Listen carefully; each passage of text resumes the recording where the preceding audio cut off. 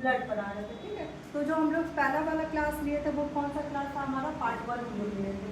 तो आज कौन सा क्लास होगा हमारा, पार्ट 2, यानी कि फॉर्मेशन ऑफ ब्लड। तो फॉर्मेशन ऑफ ब्लड को हम लोग क्या कहते हैं, क्या कहते हैं, हेमाटोपोइसिस, ठीक है। तो हम लोग आज पढ़ेंगे हेमाटोपोइसिस। हेमाटोपोइसिस मतलब होता है फॉर्मेशन ऑफ ब्लड। तो हम लोग पहले ये जाने थे कि जब एक एम्ब्रायो जब एक डेवलप होता है तो ब्लड कहाँ पर आता है, मतलब कहाँ पर बनता है, एग में बनता है, ओवा में बनता है ना। और धीरे धीरे एम्ब्रायो में जो एक योग होता है, योग जो होता है उसमें बनता है, ठीक है। और फिर उसके बाद जैसे एक नियोनेटल होता है, नियोनेटल मतलब नियोनेट्स मतलब नवजात शिशु, तो उसमें फिर आपका ब्लड, क्योंकि ब्लड की पूर्ति फिर आपकी योग वाली तो होगी नहीं, उसमें फिर लार्जर अमाउंट ऑफ ब्लड चढ़ेगा ना, तो ब्लड की ज़रूरत होगी। तो लार्जर अमाउंट ऑफ ब्लड को फिर पूर्ति कौन करेगा, फिर कौन बनाएगा ब्लड, लीवर बनाएगा, है ना। तो लीवर फिर क्या करेगा, न्यूनेट्स का जितना भी ब्लड की पूर्ति करता है वो कौन बनाता है, लीवर। क्योंकि उस समय अचानक से तो बोन मैरो बन नहीं जाएगा, है ना, बोन मैरो तो होगा नहीं, तो फिर क्या कहाँ पर बनेगा, ब्लड लीवर में बनेगा। और जैसे ही जैसे न्यूनेट्स क्या होगा, बड़ा होता जाएगा, यानी कि न्यूनेट्स के बाद फिर ब्लड कहाँ पर फॉर्मेशन होता है, ब्लड कहाँ होगा, बोन मैरो में। ब्लड का फॉर्मेशन कहाँ होगा, बोन मैरो में। तो हम लोग बस यही पढ़ रहे हैं कि अगर मान लो जैसे कि फॉर्मेशन ऑफ ब्लड, तो फॉर्मेशन ऑफ ब्लड कैसे होता है, हम लोग बस आज यही पढ़ेंगे, इसी का स्टेजेस पढ़ेंगे, ठीक है। और छोटा ही टॉपिक है लेकिन सब ध्यान देना। हाँ, ये याद रखना कि इस टॉपिक अभी जैसे हम लोग कंप्लीट करेंगे, इसके बाद फिर आप लोगों की टर्न्स होगी, ठीक है। तो हम लोग स्टार्ट करते हैं कुछ ऐसे कि यहाँ पर ये क्या है, सपोज कर लो ये क्या है, आपका ब्लड स्ट्रीम है, ब्लड स्ट्रीम जहाँ पर बहुत सारे ब्लड्स क्या कर रहे हैं, जा रहे हैं, ठीक है। ब्लड स्ट्रीम में जहाँ पर बहुत सारे ब्लड क्या, RBC, WBC, प्लेटलेट सब एक साथ करके जा रहे हैं।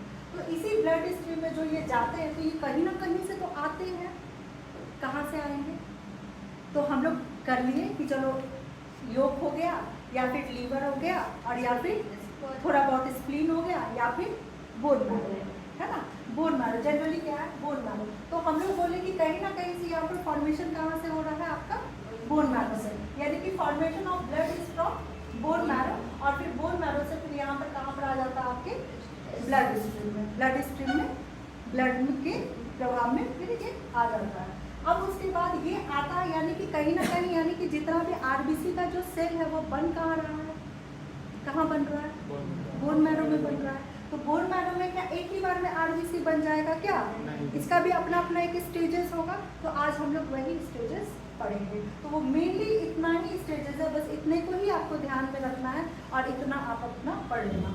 जैसे कि मान लो कि एक सेल है, यानी कि ब्लड सेल है, यानी RBC, ब्लड सेल ही हम लोग पढ़ रहे हैं, सिर्फ हम लोग RBC पढ़ रहे हैं, WBC नहीं पढ़ रहे हैं, सिर्फ RBC पे ही फोकस करना। अब ये मान लो जैसे RBC है, तो RBC का ये क्या होगा, स्टेम सेल, यानी कि एक सेल क्या है RBC का आया बन रहा है, तो वो क्या होगा, फर्स्ट स्टेज होगा क्या उसका, स्टेम सेल। और स्टेम सेल जब और थोड़ा और डेवलप होगा, थोड़ा और क्या होगा, डेवलप होगा, तो फिर वो धीरे धीरे क्या बनेगा, प्री इरिथ्रोसाइट। इरिथ्रोसाइट मतलब आपको पता है क्या होता है, RBC, प्री मतलब पहले, यानी कि RBC बनने से पहले को हम लोग प्री इरिथ्रोसाइट कहते हैं। कोई प्रॉब्लम क्या नहीं। तो ये स्टेम सेल जब थोड़ा और डेवलप होगा तो फिर ये क्या बनेगा, प्री इरिथ्रोसाइट। प्री इरिथ्रोसाइट फिर और भी डेवलप होगा तो क्या होगा, अर्ली इरिथ्रोसाइट। क्या होगा, अर्ली इरिथ्रोसाइट। अब अर्ली इरिथ्रोसाइट यानी कि अर्ली इरिथ्रोसाइट यानी इरिथ्रोसाइट बनने की प्रक्रिया में है। यानी कि इसमें क्या हो जाता है कि राइजोसोम्स जो होता है, राइजोसोम्स जब हम लोग सेल पढ़ाएंगे तो इसमें हम पढ़ाएंगे, अभी फिलहाल याद कर लेना कि जो राइजोसोम सिंथेसिस होने लगता है। अब राइबोसोम्स क्या करता है, अब राइबोसोम्स के कारण यहाँ पर क्या होती है, ब्लड की जो चीज़ें हैं, अहम भूमिका है, वो धीरे धीरे यहाँ पर पनपने लगती है। किस में पनपने लगती है, अर्ली इरिथ्रोसाइट्स में। अर्ली इरिथ्रोसाइट्स में यहाँ पर क्या आने लगता है, राइबोसोम सिंथेसिस करने लगता है, ठीक है। राइबोसोम्स क्या करता है, हेल्प करता है RBC को और भी ज़्यादा इवेकुलेट करने में, यानी कि उसको और भी ज़्यादा उसकी गतिशीलता को बढ़ाने में, उसको डेवलप करने में किसका ज़्यादा अहम भूमिका होगा, राइबोसोम्स का। हेल्प करेगा स्टेम सेल को और हेल्प करेगा मल्टीप्लिकेट करने में, मल्टीप्लिकेट करने में, RBC बनाने में। तो ये क्या हो जाएगा, कहाँ पर आ जाएगा, अर्ली इरिथ्रोसाइट। अब अर्ली इरिथ्रोसाइट्स जो है फिर और भी जब डेवलप करेगा तो क्या होगा, लेट इरिथ्रोसाइट। क्या होगा, लेट इरिथ्रोसाइट, यानी कि अर्ली इरिथ्रोसाइट और फिर लेट इरिथ्रोसाइट। अब लेट इरिथ्रोसाइट में क्या होगा, हेमोग्लोबिन क्या होगा, बनने लगेगा। हेमोग्लोबिन क्या होगा, बनने लगेगा। मेनली हम अपने लोग को हेमोग्लोबिन पे ही तो बनाना होता है, तो यहाँ पर क्या होगा, हेमोग्लोबिन बनने लगेगा। अब जब लेट इरिथ्रोसाइट और भी ज्यादा फिर और डेवलप करेगा तो क्या बनाएगा यहाँ पर, नोमोब्लास्ट। क्या बनाएगा, नोमोब्लास्ट। अब नोमोब्लास्ट में देखो क्या होता है, नोमोब्लास्ट ही एक्चुअली हम लोग पढ़ रहे थे, जब हम लोग लिखा रहे थे, रिटन हम कराए थे, तो हम आपको बताए थे कि इमैच्योर आरबीसी, यहीं पर कभी कभी बहुत सारी ऐसी दिक्कतें आ जाती है, जब ये नोमोब्लास्ट तक ही रहते रहते क्या हो जाता है, आरबीसी डेवलप नहीं होता। इस पर हम लोग डिजीज भी पढ़े थे, बाय द वे हम लोग लिखे थे, अगर आप लोग को याद होगा कि हम लोग इस पर चर्चा किए थे। और हम ये भी बता रहे थे कि ये भी एक डिजीज होता है जिसमें क्या होता है, नोमोब्लास्ट ही होते होते रह जाता है, वो उसको पूरा मैच्योर आरबीसी नहीं होने देता है। यही जो नोमोब्लास्ट होता है ये क्या होता है, इमैच्योर आरबीसी। नोमोब्लास्ट क्या होता है, इमैच्योर आरबीसी, यानी कि इमैच्योर यानी कि आरबीसी पूरी तरीके से मैच्योर नहीं हुआ है। अब यहाँ पर देखो इमैच्योर आरबीसी है, यानी इमैच्योर यानी कि जब वो नोमोब्लास्ट में आता है, और ये जितनी भी हम लोग बता रहे हैं ये 120 डेज के इर्द गिर्द का, मतलब इधर का ही बता रहे हैं, अभी तक मैच्योर हुआ नहीं है। तो ये क्या है आपका इमैच्योर आरबीसी। अब इमैच्योर आरबीसी है, अब उसमें क्या होता है कि देखो जो नोमोब्लास्ट है इसमें ये क्या कंटेन करता है, कंटेन करता है रेटिकुलोसाइट। क्या कंटेन करता है, रेटिकुलोसाइट। अब यहीं पर अगर ये रेटिकुलोसाइट ठीक से कंटेन नहीं करेगा तो ये आरबीसी का फॉर्मेशन नहीं होने देगा। और यही एक ऐसा फेज होता है कि यहाँ पर नोमोब्लास्ट क्या होता है, ये बोन मैरो में रहता है until and unless for 24 hours. कितने घंटे के लिए, कम से कम मिनिमम 24 आवर्स तक रहता है, जब तक कि ये पूरा का पूरा एक इरिथ्रोसाइट बन ना जाए, यानी कि ये पूरा का पूरा आरबीसी बन ना जाए। अब जब पूरा का पूरा जब आरबीसी बन जाता है, यानी कि आपका इरिथ्रोसाइट बन जाता है, तो फिर ये आपका रिलीज कर देता है। फिर कहाँ रिलीज कर देता है, यहाँ देखो, यहाँ आप लिखे ना, गोज टू फिर अगेन किस में आप करती है, ब्लड स्ट्रीम। किस में कर दी, ब्लड स्ट्रीम। यानी कि ये जब इरिथ्रोसाइट यानी कि आरबीसी बन गया तो फिर वो कहाँ पर वापस कहाँ पर भेज दिया गया उसको, ब्लड स्ट्रीम में। आपके ब्लड, आपके पूरे शरीर को आपको ब्लड की ज़रूरत है, तो फिर वो धीरे धीरे इस तरीके से पूर्ति करता है। अब हमको ये बताओ कि इतनी बातें समझ में आई कि हम रिवीजन कराएं, एक बार और बता देते हैं। चलो, हमने ये कहा कि ब्लड का जो फॉर्मेशन होता है वो देखा जाए तो बेसिकली 3 जगह से ब्लड का फॉर्मेशन होता है, ठीक है। कहाँ से होता है, तो जब एक एम्ब्रायो डेवलप होता है तो उसका योग में जो एक होता है, एक योग, वहाँ पर योग में क्या होता है, एक योग सेक जो होता है उसमें क्या हो जाता है, आरबीसी का थोड़ा थोड़ा क्या हो जाता है, फॉर्मेशन होने लगता है उस योग सेक यानी कि उस एम्ब्रायो को और भी ज़्यादा डेवलप होने के लिए, ठीक है, और भी ज़्यादा डेवलप होने के लिए। अब जब योग सेक है फिर धीरे धीरे फिर क्या हो जाता है कि जैसे जैसे एम्ब्रायो और भी डेवलप हो जाता है और अंदर के इंटरनल ऑर्गन्स बनने लगते हैं, फिर क्योंकि उसमें पूर्ति और चाहिए, और भी आरबीसी चाहिए होता है, फिर वो धीरे धीरे काम कौन संभालने लग जाता है, लीवर। तो जब नियोनेट्स होते हैं तो नियोनेट्स में जो आरबीसी की प्रतिक्रिया यानी आरबीसी को बनाने का मोस्टली काम कौन करता है, नियोनेट्स करता है, सॉरी लीवर करता है। और लीवर जब नियोनेट्स जब क्या हो जाता है, बड़ा हो जाता है, तो फिर उसमें फिर और ब्लड चाहिए होगा, तो लीवर तो उतना बना नहीं पाएगा, तो फिर धीरे धीरे तब तक आपका कौन तैयार हो जाएगा, बैकअप में बोन मैरो तैयार हो जाएगा, तो आपका ब्लड फिर कौन बनाने लगेगा, बोन मैरो बनाने लगेगा, ठीक है। इतनी बातें समझ में आई स्टेज बाय स्टेज। तो हमने ये बताया कि समझो कि यहाँ पर ये क्या है, ब्लड स्ट्रीम है, ब्लड स्ट्रीम में क्या है, ब्लड है, ब्लड स्ट्रीम में क्या है, ब्लड है। ब्लड में आपके आरबीसी, डब्ल्यूबीसी, प्लेटलेट्स, बहुत सारी चीजें होते हैं, तो हम लोग अभी सिर्फ फोकस करेंगे आरबीसी पे। तो आरबीसी कहीं ना कहीं से तो आरबीसी आया, तो हम लोग कंसिडर किया आरबीसी कहाँ से आया, बोन मैरो से आया। तो बोन मैरो में क्या अचानक से बोन मैरो में क्या बन गया आरबीसी, नहीं, वो क्या हो गया, फेजेस में बना, फेजेस है ना, धीरे धीरे करके फेजेस। तो हम लोग ये जो पढ़ रहे हैं वो phases of RBC, phases of RBC formation, यानी कि आरबीसी का क्या क्या फेजेस होता है, किस तरीके से बनता है, किस तरीके से डेवलप होता है। हम लोग बस इतने से फिगर में हम लोग पूरा आरबीसी तैयार कर रहे हैं, समझो ये बहुत इंपॉर्टेंट है। पहले क्या है, स्टेम सेल, यानी कि एक जो सेल होता है आरबीसी का सेल, उसको हम क्या कहते हैं, स्टेम सेल। स्टेम सेल धीरे धीरे धीरे डेवलप करता है और फिर बनता है प्री इरिथ्रोसाइट, यानी इरिथ्रोसाइट मतलब आपका आरबीसी एंड प्री मींस पहले, यानी इरिथ्रोसाइट बनने से पहले का जो फेज होता है वो आपका क्या होता है, प्री इरिथ्रोसाइट। अब प्री इरिथ्रोसाइट के बाद फिर और वो डेवलप करता है, तो फिर क्या बनता है, अर्ली इरिथ्रोसाइट। अर्ली इरिथ्रोसाइट में ही आपका यहाँ पर क्या हो जाता है, राइबोसोम्स क्या होता है, सिंथेसिस करने लगता है, और ये हेल्प करता है आरबीसी को और भी ज़्यादा डेवलप करने में, ठीक है। अब उसके बाद अर्ली इरिथ्रोसाइट के बाद फिर वो और भी ज़्यादा डेवलप करता है, फिर कहाँ बनता है लेट इरिथ्रोसाइट। लेट इरिथ्रोसाइट मतलब अब धीरे धीरे यानी कि बनना ऑलमोस्ट कंप्लीट हो रहा है। तो ये क्या हो गया लेट इरिथ्रोसाइट। अब लेट इरिथ्रोसाइट में क्या होता है, हेमोग्लोबिन एक्यूमुलेट करने लगता है। क्या होता है, हेमोग्लोबिन इसमें एक्चुअली बनने लगता है। लेकिन हेमोग्लोबिन बनने लगता है, फिर उसके बाद और भी ज़्यादा डेवलप करता है। तो फिर कौन सा फेज हो जाता है, नोमोब्लास्ट। कौन सा फेज हो जाता है, नोमोब्लास्ट। नोमोब्लास्ट एक्चुअली एक फेज नहीं है, ये एक तरह का लेट इरिथ्रोसाइट के बाद एक आ जाता है कि इसमें क्या है, ये फेज नहीं है, बट ये क्या है, इमैच्योर आरबीसी होता है। मतलब ये आरबीसी कम से कम 24 आवर्स, मतलब इस फेज में आते आते 24 आवर्स को लगता है एक इरिथ्रोसाइट को प्रॉपर्ली इरिथ्रोसाइट्स को बनने में। तो यहीं पर हम लोग बताए थे कि ये जो नोमोब्लास्ट है, नोमोब्लास्ट अगर ठीक से अगर अपना काम नहीं करे और ठीक से अगर नहीं बने और ठीक से अगर इरिथ्रोसाइट नहीं बने तो यहाँ पर डिजीज अक्रिंग हो सकता है, एनीमिया का शिकार हो सकता है, या भी और भी बहुत सारी डिजीज है। जब हम लोग डिजीज फिर से पढ़ेंगे तो हम लोग उसके बारे में फिर से सारी चीज़ें रिवाइज करेंगे। तो ये हो गया, आपका समझ में आ गया यह क्या है, नोमोब्लास्ट में क्या हो जाता है, इमैच्योर क्या हो जाता है, आरबीसी। अब उसके बाद हम लोग बोले थे कि फिर नोमोब्लास्ट के बाद फिर ये डेवलप करता है आपके इरिथ्रोसाइट में, यानी कि आपका एक प्रॉपर आरबीसी बन जाता है। अब प्रॉपर आरबीसी फिर बनने के बाद फिर ये क्या हो जाता है, ब्लड स्टेट में वापस चला जाता है और अपना जो भी काम है वो अपना करता है। यानी कि ब्लड का क्या काम है, आरबीसी का क्या काम है, वो अपना काम करने लगता है। अब उसके बाद देखो, जब ये आरबीसी का काम होता है तो हम लोग ये चीज पढ़े थे कि आरबीसी का लाइफ स्पैन कितना होता है, 120 दिन। यानी कि यहाँ से काउंटडाउन शुरू, जैसे ये ब्लड स्ट्रीम में आया, जैसे ये बन गया इरिथ्रोसाइट, यानी कि काउंटडाउन उसका शुरू। अब काउंटडाउन शुरू हो गया तो यहाँ पर यानी कि काउंटडाउन है कि 120 दिन के अंतराल पे धीरे धीरे फिर वो क्या होगा, डेड भी तो होगा।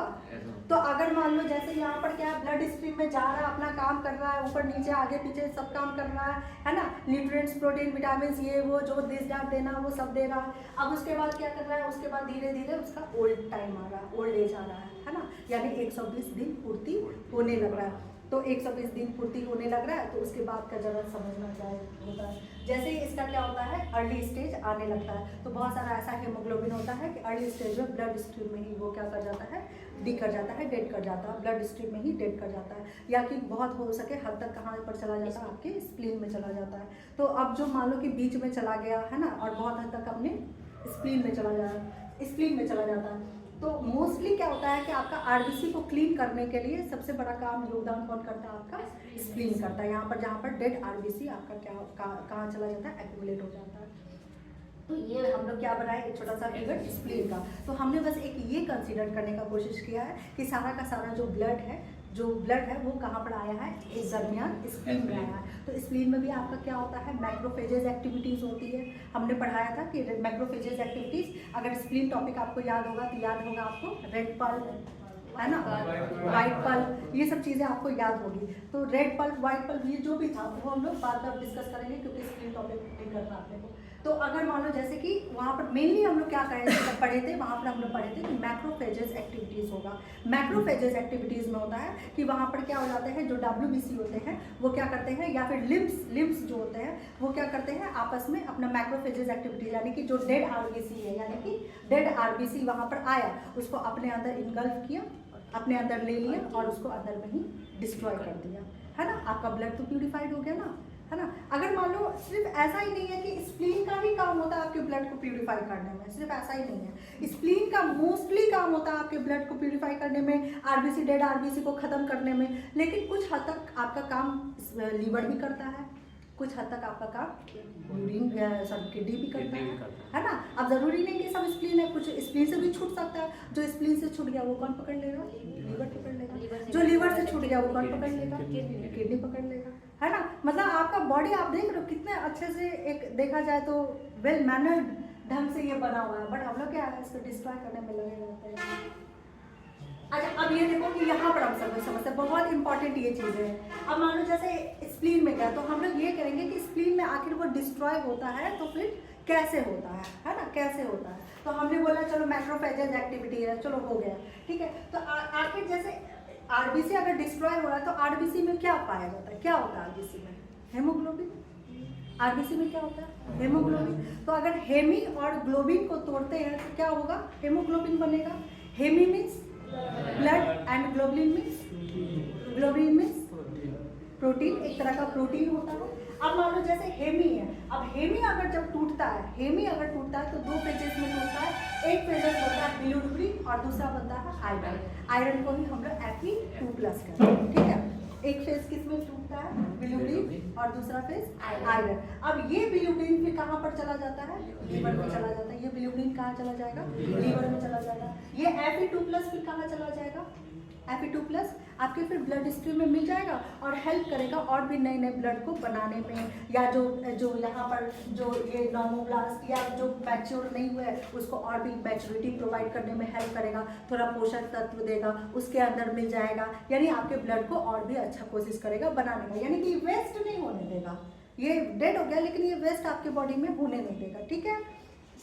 तो ये देखो अभी फिर से समझना, ये हेमी है, हेमी किसमें टूटा, किसमें टूटा, बिलिरुबिन में टूटा और आयरन में टूटा, जिसको हम लोग Fe2+ कह रहे हैं।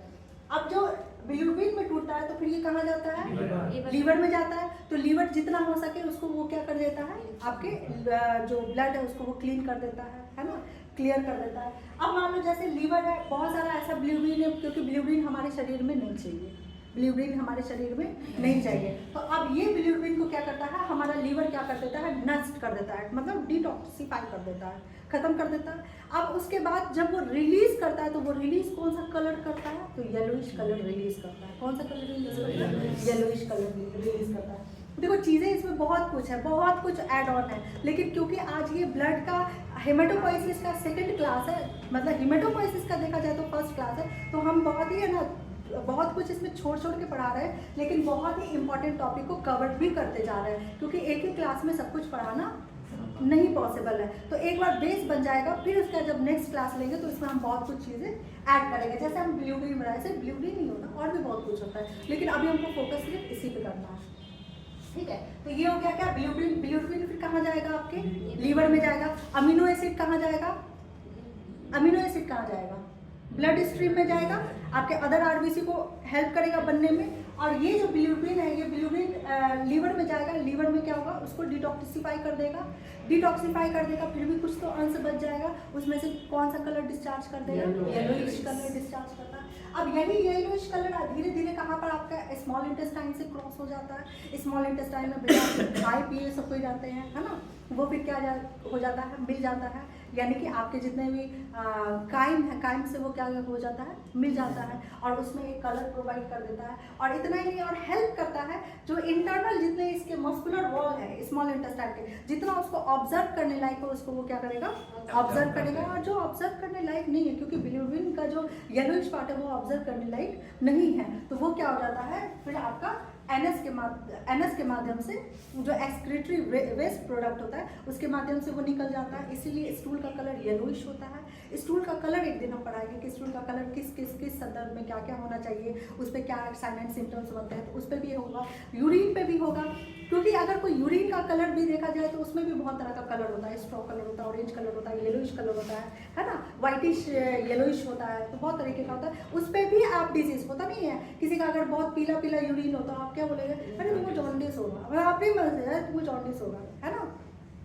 तो उस किस माध्यम से आपने बताया, किस माध्यम से, कलर के माध्यम से, यानी कि कलर फिर कहाँ से आया, ये येलो येलो कलर कहाँ से आया, कहाँ से आया, लीवर से, अरे स्मॉल इंटेस्टाइन से। किसके कारण ये येलोइश कलर आया, अभी तो पढ़ाया, बिलिरुबिन के कारण, है ना। तो यानी कि बिलिरुबिन के कारण यहाँ पर इसमें क्या हो जा रहा है, कलरेशन हो रहा है। अभी रुको हम एक्सेस कलरेशन का हम बताएंगे, इसको पहले खत्म कर लेते हैं। तो उसमें क्या हो जाता है, उसमें क्या हो जाता है, येलोइश कलर प्रोवाइड करने लगता है। अब इसीलिए चाहे वो एनएस के रास्ते से, यानी कि इधर स्मॉल इंटेस्टाइन से एनएस के माध्यम से निकलेगा एक्सक्रीटरी वेस्ट, या फिर इधर से यूरिन के माध्यम से एक्सक्रीटरी वेस्ट निकलेगा, इसलिए यूरिन का कलर क्या हो जाता है, येलोइश, लाइट येलोइश कलर हो जाता है। ठीक है, इतनी बातें समझ में आई। अच्छा, इसमें कुछ छूटा क्या, बस ये है, यहाँ पर ये छूटा है कि ग्लोबुलिन है, ग्लोबुलिन भी कहाँ पर चला जाता है, लीवर में चला जाता है। लीवर में जो चीज़ें वेस्ट करने लायक होगी वेस्ट होगा, है ना, उसको भी क्या कराया जाएगा, प्यूरिफिकेशन किया जाएगा। अच्छा, ये बताओ, इतनी बातें समझ में आई, हम इसमें कुछ और ऐड ऑन करना है। हाँ, एक बार और देखना तो देखो, स्टूल हो गया या कलरेशन ऑफ यूरिन हो गया, इस पे हम लोग एक अलग सा क्लास जरूर बनाएंगे, लेकिन अभी हम सिर्फ थोड़ा सा एक झलक दिखाना चाह रहे हैं। ये बताना कि अगर किसी का येलोइश यानी कि जिसका होता है ना शरीर बहुत पीलापन आ जाता है, येलोइश होने लगता है, चेहरा क्या हो जाता है, येलोइश होने जाता है, उसका यूरिन का कलर देखो तो बहुत ही पीला हो जाता है, तो हम लोग उसको तुरंत बोलते हैं ए तुम अपना जॉन्डिस का टेस्ट कराओ, बोलते हैं कि नहीं, ये तुमको जरूर जॉन्डिस हो गया है। हिंदी में क्या बोलते हैं जॉन्डिस को, पीलिया, पीलिया कहते हैं, ये तुमको पीलिया हो गया है ना। तो क्या आखिर क्या होता है, क्यों बिलिरुबिन का जो माध्यम ये रेंज होता है वो बढ़ने लगता है, यानी कि बिलिरुबिन ज़्यादा बन रहा है तभी तो वो एक्सक्रीटरी वेस्ट में दिख रहा है ना। यानी कि प्रॉब्लम कहाँ हो रहा है, लीवर में हो रहा है। रख सकते हो, क्यों नहीं रख सकते हो सकता है, लेकिन और बताओ और प्रॉब्लम कहाँ हो रहा है, किडनी में हो रहा है, सोच के बताओ। आपको नहीं लग रहा है कि ये बिलिरुबिन का कनेक्शन आपके इस ब्लड से हो रहा है, आपको नहीं लग रहा। हम लोग ब्लड का टॉपिक उठाए थे और कहाँ पर हम लोग खत्म कर रहे हैं, बिलिरुबिन पे खत्म कर रहे हैं, एनएस पे खत्म, स्टूल पे खत्म कर रहे हैं। आपको नहीं लग रहा है इसका कनेक्शन यहाँ से है। व्हाट? Yes ma'am. अब समझो इसको कि अगर किसी का कलरेशन येलोइश हो जाता है, हम लोग तुरंत में उसको जज करने लगते हैं, ये तो हमने जॉन्डिस का टेस्ट करा, पीलिया का टेस्ट करा, है ना, तुम्हारा यूरिन का कलर येलो क्यों हो रहा है ना। तो हम लोग क्या करवाते हैं, टेस्ट कराएंगे। अब हम आपको बोल रहे हैं कि अगर मान लो इसका साइन एंड सिम्टम्स में रहना, अगर कोई पेशेंट जॉन्डिस से ग्रसित होगा, तो उसको वीकनेस होगा, लगेगा उसके शरीर में खून की कमी है, हेमोग्लोबिन की कमी हो रही है, यानी कि कहीं ना कहीं ऐसा कुछ हो रहा है। यानी कि जॉन्डिस में क्या होता है, यहाँ पर एग्जैक्टली यहाँ नोमोब्लास्ट, यानी कि इरिथ्रोसाइट उसको होने ही नहीं देता, और अगर हो भी जाता है तो 120 दिन होने से पहले ही वो क्या हो जाता है, डी कर जाता है, वो क्या हो जाता है, डैमेज हो जाता है। मतलब या फिर उसको डेवलप नहीं होने देगा, हालांकि डेवलप नहीं होने उसमें बहुत सारे डिजीजेस निकलते हैं, लेकिन सिर्फ जॉन्डिस का हम बता रहे हैं। और अगर इरिथ्रोसाइट में वो बन जाता है तो उसको 120 दिन होने नहीं देता है, यानी कि 120 दिन से पहले ही उसको क्या हो जाता है, मरने लगता है। और वो जितना जल्दी आपका आरबीसी मरने लगेगा, वो उतना जल्दी क्या होगा, बिलिरुबिन का प्रोडक्शन बढ़ाते जाएगा, और बिलिरुबिन का प्रोडक्शन बढ़ाते जाएगा, शरीर की मात्रा आपके आरबीसी की कमी होती जाएगी, और यूरिन और एक्सक्रीटरी माध्यम से जितने भी अच्छे तत्व हैं, है ना, क्योंकि उसमें डैमेज क्या कर देता है आपका लीवर से। आप लोग लीवर बोले थे, हम ना भी नहीं किए थे, कि कहीं हद तक वो भी एक कनेक्शन रखता है। तो साइन एंड सिम्टम्स मिला के हम लोग को, जब भी अगर हम लोग कभी मेडिसिन प्रिस्क्राइब करते हैं, डॉक्टर्स प्रिस्क्राइब करते हैं, तो हमेशा एक दूसरे का टच में रखते हैं। ये नहीं कि फिर हम लोग सिर्फ कभी देखे हो कि अगर किसी को जॉन्डिस का केस होगा, कभी देखना किसी जो प्रैक्टिशनर होंगे, डॉक्टर्स होंगे, जब भी लिखेंगे जॉन्डिस का, तो सिर्फ ऐसा नहीं है कि वो आरबीसी बढ़ाने की दवा लिख देंगे, नहीं, वो साथ में क्या डाल देंगे, लीवर की दवा डाल देंगे, है कि। तो ये सारी चीज़ें कनेक्शन रखती है। कनेक्शन क्यों रखती है, क्योंकि उनको बहुत ही अच्छे से ये सारी चीज़ें पता है। ठीक है, आई होप आपको थोड़ा बहुत इसके बारे में नॉलेज हो गया होगा, है ना। इसीलिए कहा जाता है कि जब जॉन्डिस का केस हो तो उसमें क्या हो जाता है, खून की कमी हो जाती है। क्यों खून की कमी हो जा रही है, क्योंकि इमैच्योर यानी कि आरबीसी का 120 डेज लाइफ स्पैन जिस हद तक कंप्लीट होना चाहिए, उससे पहले वो कंप्लीट हो जाता है, मतलब उसको होने भी नहीं देता है, वो वहीं पर क्या हो जाता है, डेड कर जाता है, और भारी मात्रा में डेड करता है, मतलब ज़्यादा डेड करता है, और जल्दी डेड करने लगता है, जिसके कारण हमारी खून की क्या हो जाती है, शरीर में कमी हो जाती है, और जो बॉडी है, बॉडी में क्या हो जाता है, पेलनेस आ जाता है। पेलनेस मतलब पीलापन आ जाता है। यूरिनेशन में क्या हो जाता है, पीलापन आ जाता है, ऑयली की तरह लगेगा, एकदम लगेगा कि सरसों तेल की तरह ऑयलीनेस है। स्टूल है, स्टूल येलो से फिर क्या हो जाएगा, डार्क येलो में आ जाएगा, किसी को ऑरेंज में भी दिखता है ना। तो ये सारी कंडीशंस सोचो कहाँ से स्टोरी कहाँ से उठा था, कहाँ तक आ गया। ऐसे ही है ये सारा जितना भी बॉडी मैकेनिज्म है, सब एक दूसरे से जुड़ा हुआ है। इसीलिए कहा जाता है कि अपने बॉडी को आप क्या करें, फिट रखें, क्योंकि एक ऑर्गन भी अगर डैमेज हुआ, एक ऑर्गन भी, छोटा सा ऑर्गन भी डैमेज हुआ, वो धीरे धीरे सबको लिंकअप कर देगा, और फिर क्या हो जाएगा, पेशेंट परेशान हो जाएगा। इसीलिए जब भी हम किसी पेशेंट को देखेंगे तो उसका साइन एंड सिम्टम्स मिलाएंगे, प्लस अगर कुछ दवा हम लोग किसी को कुछ सजेस्ट करते हैं या डॉक्टर प्रिस्क्राइब करते हैं, तो हमेशा उसका एक के बाद उसका अल्टरनेट बना के रखते हैं, ताकि उसका बैकअप हमेशा तैयार रहे। आई होप समझ में आया होगा। क्लास आपको समझ में आई? Yes ma'am. ओके, ठीक है, थैंक यू।